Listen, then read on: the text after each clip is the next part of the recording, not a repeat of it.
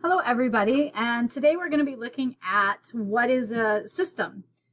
So today's date is 9/23 of 21. For me today, you write down whichever date it is. And we're looking at systems. And we hear this word a lot in science and everywhere else.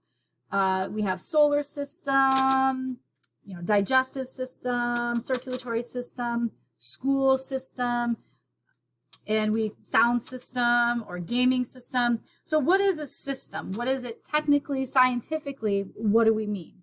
All right. So we'll start out with the definition of a system. So a system is a set of components that interact within a boundary. So is a set of components that interact within a boundary. All right, so let's break this definition down, make a little bit more sense out of it. Okay, so a system, underline that, a set of components. Components are the things that make up things. The pieces that you put together. So the pieces are like the components. So we could say it's the stuff inside, the material. You could just say it's kind of like the pieces of things that we put together. That would be the components. All right, that interact. All right, so what are some ways that we can interact with other things? We talk to each other. We talk. We communicate in many ways. Communicate in many different ways with other things. We touch things. We can eat. All right. There's many different ways to interact with something. Sorry. All right. Within a boundary. So a boundary is just something that separates the inside from the outside. It could be a physical boundary. It doesn't need to be. So the boundary is just something that separates the inside from the outside. And a lot of times when we talk about the outside, something outside of a system, we call it its surroundings. It's surrounding it. So the surroundings. Oops, we're not all over them. Okay, so the surroundings. So what we have is a system is a set of components, all right, stuff that interact within a boundary. So if I was to draw an example, maybe I'll make my shapes system. Here I have a boundary, all right, whatever that is, boundary of my shapes system. We'll name it shapes.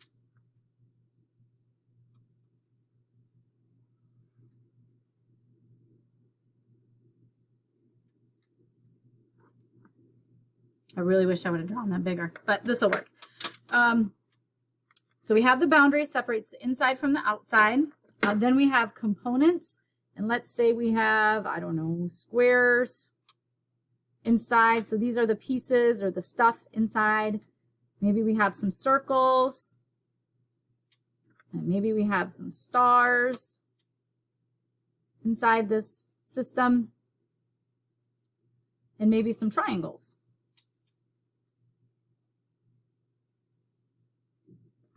All right. And then these things inside the system, they interact with one another. So maybe the square talks to the triangle, and maybe the circle eats the square, or maybe this star, all right, breaks apart and turns into a triangle. You can kind of see that, those little points there. All right, so these are all kind of interacting within that system. All right. But systems are not isolated alone. We also have things that move into and out of a system. So things that move into a system, right, we call the input.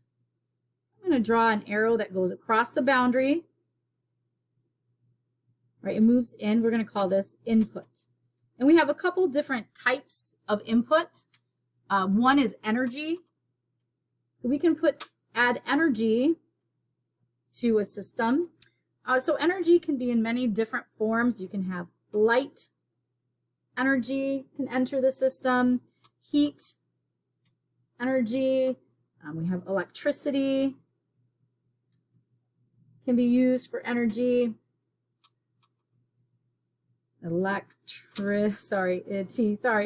Going too fast. Radiation, any form of radiation, really. So X-rays, radio waves, anything like that. We could do chemical energies like food, sugar. I mean, you could say food could be some, sugar is kind of like a chemical energy. So that energy can move into the system. It can move throughout the system into kind of different things and out. And then eventually it can come out of the system, and anything that comes out, we can call output.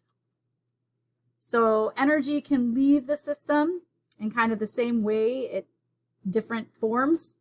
It can change to heat, light, electricity, all those things. So you have some energy inputs, right?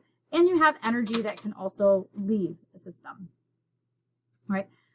You also have materials, all right, more components that can move in and out. So sometimes you'll have a materials input or components. So you can add more materials. They can move in, all right? So maybe more circles come in, more triangles, stars, or something like that. And they can also, depending on the type of system, they can move in or out. So here we have output.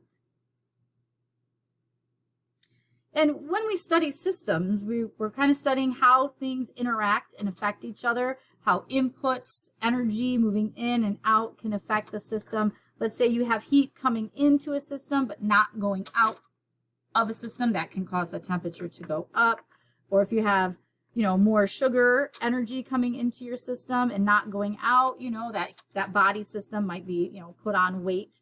All right, so we're kind of looking at how all these things interact and affect the total system.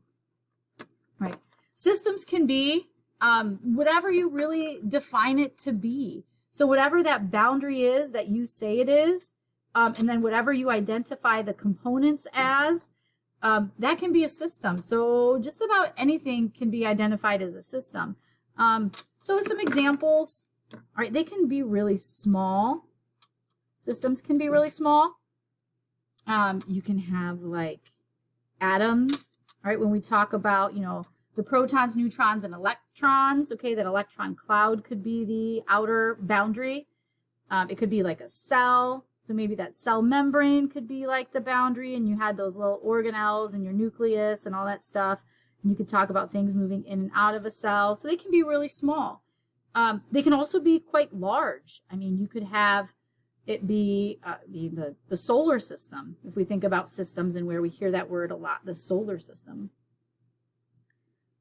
And you have like the outer boundary of the solar system, like the Oort cloud, where the sun gravity, that's where its gravity is. And then our largest system here, the universe. So really, what is a system? It's really whatever you define it to be. You define the boundary, you define the components inside, and you examine those interactions. You figure out what moves in and what moves out, its inputs and its outputs, and how that affects the system.